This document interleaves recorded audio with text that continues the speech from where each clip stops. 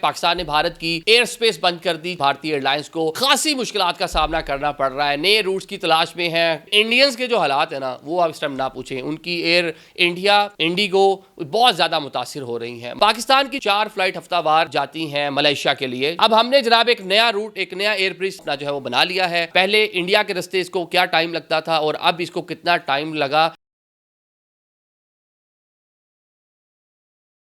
अस्सलाम वालेकुम नाज़रीन, मैं हूं आदिल निज़ामी और आप देख रहे हैं मेरा digital channel Pak Bharat tension. आपको मालूम ही है, पाकिस्तान ने भारत की एयर स्पेस बंद कर दी। 4 से 5 रोज़ गुजर चुके हैं। भारतीय एयरलाइंस को खासी मुश्किलात का सामना करना पड़ रहा है, नए रूट्स की तलाश में है। उनकी एविएशन इंडस्ट्री कहने सम हो सफ़र कर रही है, खासा नुकसान हो रहा है। अब फ्लाइट के टाइम बढ़ गया, ईंधन ज़्यादा लग रहा है, मुसाफिर परेशान है, नए रूट्स, नया एयर ब्रिज, ये बहुत सारे मसाले उनको देखने को मिल रहे हैं।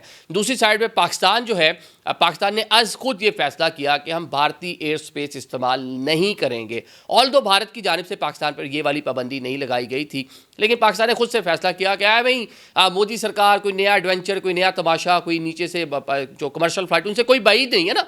उनके जो माइंड सेट है कुछ भी कर सकते हैं, जो उनकी दिमागी हालत है, जिस तरह जंगी जुनून में वो मुब्तला है, कुछ भी कर सकते हैं। तो पाकिस्तान की जो फ़्लाइट थी, 4 फ्लाइट हफ्तावार, हम आपको पहले भी बता चुके हैं, ये जनाब जाती हैं मलेशिया के लिए। जो पाकिस्तान इंटरनेशनल एयरलाइन, जो हमारा नेशनल फ्लैग कैरियर है, उसकी फ़्लाइट जो है वो जाती हैं। अब हमने जनाब एक नया रूट, एक नया एयर ब्रिज हम हो अपना जो है वो बना लिया है। हमारा जो जहाज़ ऑलरेडी वहाँ पे मौजूद था कोलंबोर में, मलेशिया में, उसने पाकिस्तान आना था। तो इस फ्लाइट का आपको पूरा नया जो रूट हमने बनाया है वो रूट आपको बताएंगे।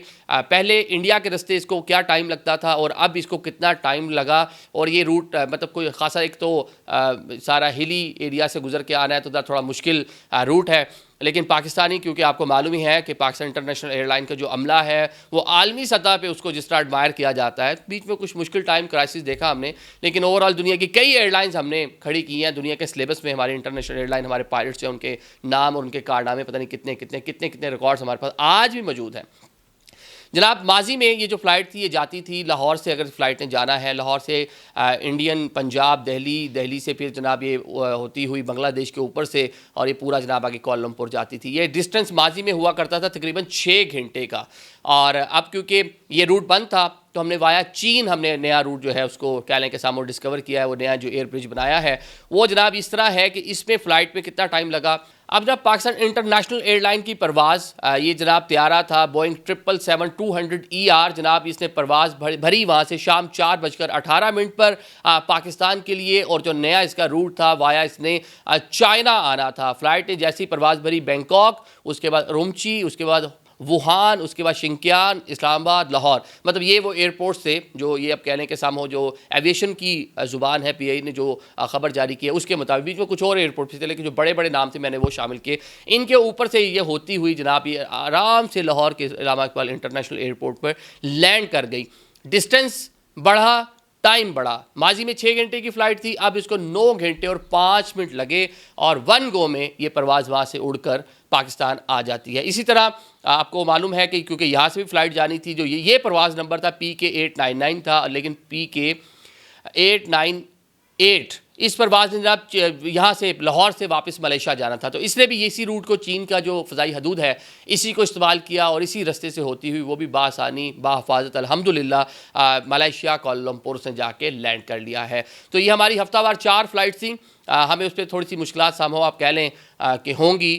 एक 3 घंटे का ट्रैवल टाइम बढ़ गया, लेकिन इंडियंस के जो हालात हैं ना, वो आप इस टाइम ना पूछें। उनकी एयर इंडिया, इंडिगो बहुत ज़्यादा मुतासिर हो रही हैं। मतलब वो फ़्लाइट्स जो ऑन करती हैं इंडियन कंपनीज़ या उन्होंने लीज़ पे ले रखे हैं, वो सारे के सारे, अगर तो अभी हम वो बंद कर दें ना कि दुनिया की जो दीगर एयरलाइंस इंडिया जा रही हैं उसमें एमिरेट्स, इतिहाद और ये सारी की सारी, तो ये तो मेरे ख्याल से इनका तो हालत ही पतली हो जाएगी। कोई एयरलाइन इनकी सवारी नहीं पकड़ेगा। सिस्टम कहते वह आएंगे इंडियन खड़े होंगे कि नहीं इंडिया वाले रहने, इस रूट पे हमने जाना ही नहीं है ना, रूट ही बंद हो जाएंगे।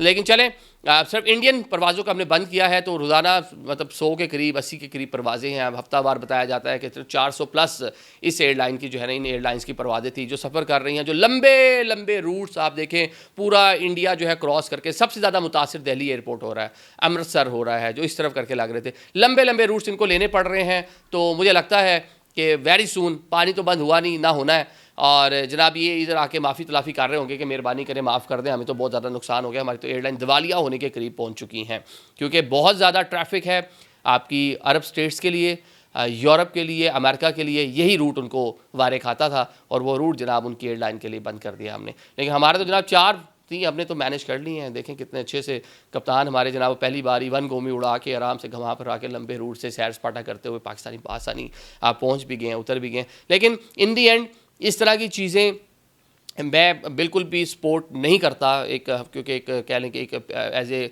पुरअमन शहरी के तौर पे और एक जिस हम पुरअमन कंट्री है पाकिस्तान, हमने हमेशा मामलात को मामला फहमी से ही कह लें कि उसको डील करने की हमने बात की है।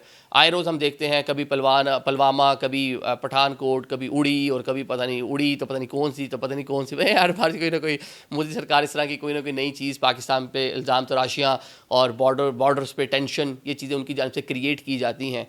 हम ना सिर्फ अपने इस प्लेटफॉर्म से जहाँ पे हम जॉब करते हैं, जिन टीवी चैनल्स के लिए हम काम करते हैं, डिफरेंट टीवी चैनल्स में जाते हैं तो वहाँ भी जाके यही मैसेज देते हैं कि बस कर दें खुदारा, दुनिया ने, अमेरिका ने जंगें लड़के देख ली, आपने देख लें यूरोप पूरे ने लड़के देख लिया, इन दी एंड क्या करना है आपको? आपको टेबल पे बैठ के मामला सुलझाना है। पाकिस्तान ने आपको बड़ी अच्छी ऑफ़र दी है, ये पॉलिटिकल बातें हो जाएंगी एक एविएशन के व्लॉग में कि आएँ आज़ादाना तहकीकात करें, हमें भी रिजर्वेशन है बलोचिस्तान में आपके किरदार पर, हम भी आप पे इल्ज़ाम लगाते रहे हैं, हमारे पास सबूत हैं, अगर वो सच्चे हैं तो दुनिया उसको भी देख लेगी, आपके पास जो सबूत हैं वो भी ले आएँ, दुनिया उसको भी देख लेगी। तो कोई शफाफ, कोई न्यूट्रल इंक्वायरी करवा लें ताकि मसला ख़त्म हो। 12 हम आप पे इल्ज़ाम लगा रहे हैं, आप हम पे इल्ज़ाम लगा रहे हैं। एक बड़ी रीजन है, 1 अरब 45 करोड़ आपके पास हैं, 25 करोड़ हमारे पास लोग हैं, तो सम हो हमें तरक्की करनी है, आगे बढ़ना है, दुनिया ऐसी आगे बढ़ती है। हम ऐसी आपके एक इलेक्शन के चक्कर में, एक रियासत बिहार के इलेक्शन के चक्कर में, या जो मुसलमान मुखालिफ जज्बात, मुसलमानों से डरा कर आप जो बीजेपी का एक जो नज़रिया बन चुका है